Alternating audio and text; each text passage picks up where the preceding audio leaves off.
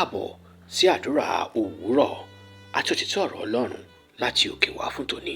Ìṣọ̀kan nínú ìgbàgbọ́ àti àdúrà yóò gbé májẹ̀mú àtúnṣe àwọn orílẹ̀-èdè dìde.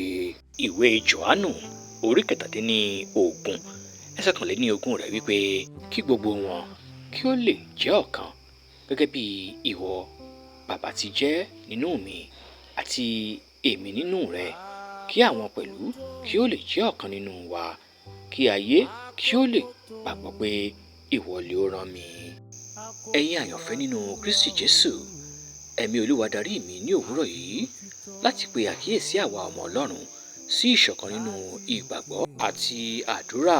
A rán mi láti kéde rẹ̀ wípé Olúwa ṣetán láti gbé májẹ̀mú àtúnṣe àwọn orílẹ̀-èdè dìde tí gbogbo ọmọ Ọlọ́run bá lè wà ní ìṣọ̀kan.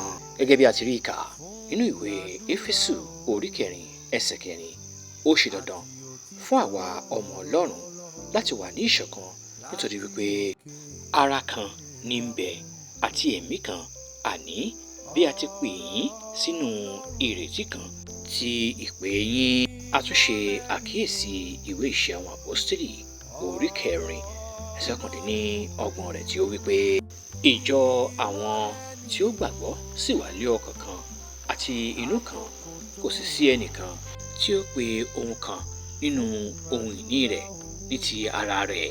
Ẹ̀yin ọmọ Ọlọ́run, ó ṣe dandan fún ìjọ àkókò yìí láti lépa ìrẹ́pọ̀ kí ó lè ṣeé ṣe fún ẹ̀mí Olúwa láti darapọ̀ mọ́ ìjọ fún iṣẹ́ àtúnṣe tí ó tọ́ sí àkókò yìí.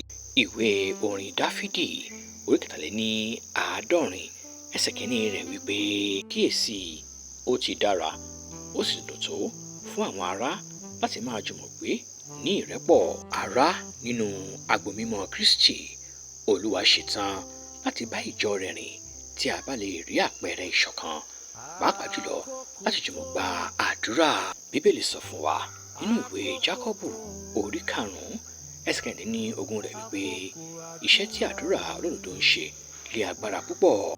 Bákan náà ni a rí i kà nínú ìwé Kíróníkù kejì orí 7 ẹsẹ̀ 14 rẹ̀ wípé bí àwọn ènìyàn mi tí à ń pe orúkọ mi mọ́ bá rẹ ara wọn sílẹ̀, tí wọ́n bá sì gbàdúrà, tí wọ́n bá sì wá ojú mi, tí wọ́n bá sì yí padà kúrò nínú ọ̀nà búburú wọn, nígbà náà ni èmi yóò gbọ́ láti ọ̀run wá, èmi yóò sì dárí ẹ̀ṣẹ̀ wọn jì, èmi yóò sì wo ilẹ̀ wọn sàn.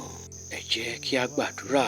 Olúwa Ọlọ́run Jèhófà, ní orúkọ ńlá Jésù Kristi, àti gbọ́ ohun ìdarí rẹ̀ láti bójútó ìṣọ̀kan nínú ìgbàgbọ́.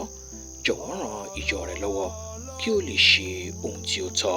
Olúwa, ní orúkọ ńlá Jésù Kristi, láti òní yìí lọ, Olúwa gbé májẹ̀mú tuntun ró fún ìjọ rẹ, kí a sì tẹ gbogbo orí ẹ̀mí ìyapa ba. Bákan náà ni a kéde agbára ìṣọ̀kan láti máa ṣe iṣẹ́ láàrin ìjọ àti láti ṣe àtúnṣe orílẹ̀-èdè wa.